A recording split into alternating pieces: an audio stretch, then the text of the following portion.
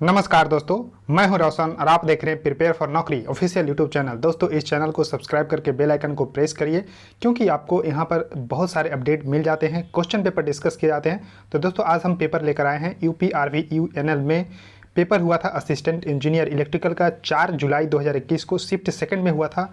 और देखिए, सिविल और मैकेनिकल का पेपर भी मैं डिस्कस कर चुका हूँ, उसको भी जिनको देखना है देख लीजिएगा क्योंकि जनरल अवेयरनेस आपके लिए इंपॉर्टेंट हो जाता है चाहे आप किसी भी एग्जाम की तैयारी कर रहे हैं।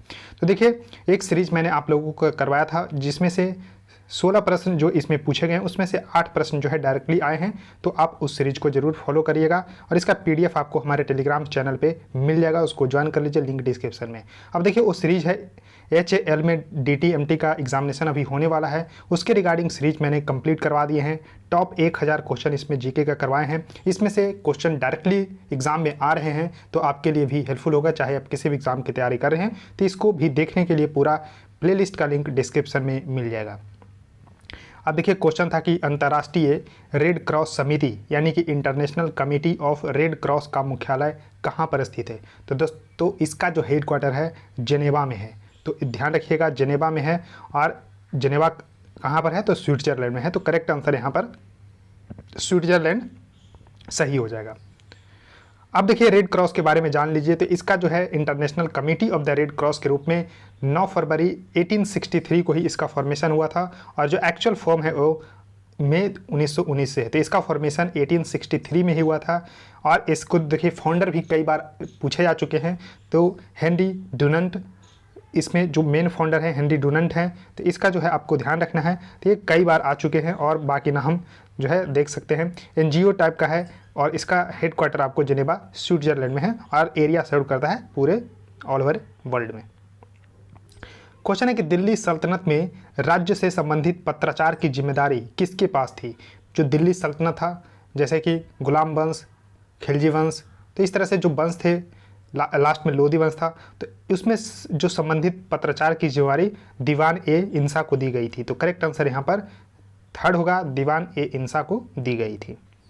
क्वेश्चन था कि डॉक्टर वर्गीस कुरियन को भारत में, तो देखिए, फ्लड रिवॉल्यूशन यानी कि श्वेत क्रांति यानी कि दुग्ध क्रांति भी इसको बोलते हैं क्योंकि भारत में जहां दूध का आयात किया जाता था, बाहर से दूध का आयात किया जाता था, पोषण की कमी थी, तो वर्गीस कुरियन ने 1960 से 70 के दशक में जो है बहुत ही काम किया इसके रिगार्डिंग। और जो अमूल है उसके फाउंडर डॉक्टर वर्गीस कुरियन ही है। तो ये आपको ध्यान रखना है दोस्तों। तो ध्यान रखिएगा कि श्वेत क्रांति यानी कि दुग्ध क्रांति, डॉक्टर वर्गीस कुरियन को इनको लिए पितामह भी बोला जाता है। तो यानी कि श्वेत क्रांति का पिता बोला जाता है डॉक्टर वर्गीस कुरियन को। क्वेश्चन है कि वर्तमान में भारत में संबंधित कितने मूल कर्तव्य हैं। तो देखिए, ये फ्रिक्वेंटली क्वेश्चन पूछे जाते हैं। तो यहाँ पर 11 जो है मूल कर्तव्य हैं, पहले 10 ही थे, लेकिन जो राइट टू एजुकेशन जोड़ा गया अंडर आर्टिकल 21A में, उसके तहत जो यहाँ पर आपको 11 जो है मौलिक कर्तव्य हो गए हैं। मौलिक कर्तव्य कहाँ पर रखा गया है तो पार्ट 4A में रखा गया है और आर्टिकल 51A में। तो ये भी आपको ध्यान रखना है। और इसको शुरुआती में नहीं था, लेकिन 76 में जो 42nd कॉन्स्टिट्यूशनल अमेंडमेंट हुआ, डॉक्टर स्वर्ण सिंह की जो कमेटी थी उनके रिकमेंडेशन के आधार पे ही मौलिक कर्तव्य जोड़ा गया। तो इसको आपको ध्यान रखना है। क्वेश्चन है कि निम्नलिखित में से पुअर इकोनॉमिक्स पुस्तक के लेखक कौन है। तो देखिए, पुअर इकोनॉमिक्स पुस्तक के लेखक हैं अभिजीत बनर्जी। अभिजीत बनर्जी हैं, ध्यान रखिएगा। इनको 2019 में नोबेल पुरस्कार भी मिल चुका है इकोनॉमिक्स के फील्ड में, और इनकी पत्नी एस्थर डुफ्लो के साथ। और यहाँ आपको और एक देखिए पर्सनालिटी को और मिला था, तो क्या उस पर्सनालिटी का आप नाम बता सकते हैं। 2019 में 3 लोगों को इकोनॉमिक्स का नोबेल पुरस्कार जो है मिला था। क्वेश्चन है कि भारत के स्वतंत्रता आंदोलन के दौरान निम्न में से कौन से क्रांतिकारी हिमालयन टॉयलेट नामक एक बम फैक्ट्री चलाते थे। तो देखिए, हिमालयन टॉयलेट नाम का एक बम फैक्ट्री था, तो दुर्गावती इसका करेक्ट आंसर होगा। तो दुर्गावती हिमालयन टॉयलेट नाम का एक बम फैक्ट्री चलाते थे during Indian national movement. Question है कि सिंधु घाटी सभ्यता के निम्न किस स्थल से प्रसिद्ध नृत्य करने वाली लड़की की कांस्य प्रतिमा मिली है। तो देखिए, एक डांसिंग गर्ल की जो स्टैचू मिली है, प्रतिमा मिली है ब्रॉन्ज की, वो मोहनजोदड़ो से मिली है। तो इसको ध्यान रखिएगा, मोहनजोदड़ो से मिला था। क्वेश्चन है कि भारत भूटान के बीच सांधी और मैत्री संधि पर हस्ताक्षर जो है किसने किए थे, सॉरी कब किए गए थे, तो 1949 में ही हस्ताक्षर हो गए थे भारत भूटान के बीच शांति और मैत्री संधि 1949 में ही। क्वेश्चन है कि भारतीय संविधान के किस संशोधन द्वारा मतदान की आयु को 21 वर्ष से घटाकर 18 वर्ष कर दिया गया। तो देखिए इसको एडल्ट सफरेज बोलते हैं, यानी कि जो भी व्यक्ति 18 वर्ष के हो जाते हैं, चाहे वो लड़का हो चाहे लड़की हो, तो उनको जो है अधिकार हो जाता है मतदान करने के लिए, यानी कि वोट देने के लिए एलिजिबल हो जाते हैं। इसको एडल्ट सफरेज बोलते हैं। पहले 21 वर्ष थी, लेकिन 1988 में 61st कॉन्स्टिट्यूशनल अमेंडमेंट संविधान में किया गया। तो 61वें संविधान संशोधन के द्वारा 1988 में 21 वर्ष से घटाकर 18 वर्ष कर दिया गया मतदान की आयु। क्वेश्चन है कि पारादीप बंदरगाह किस भारतीय राज्य में स्थित है।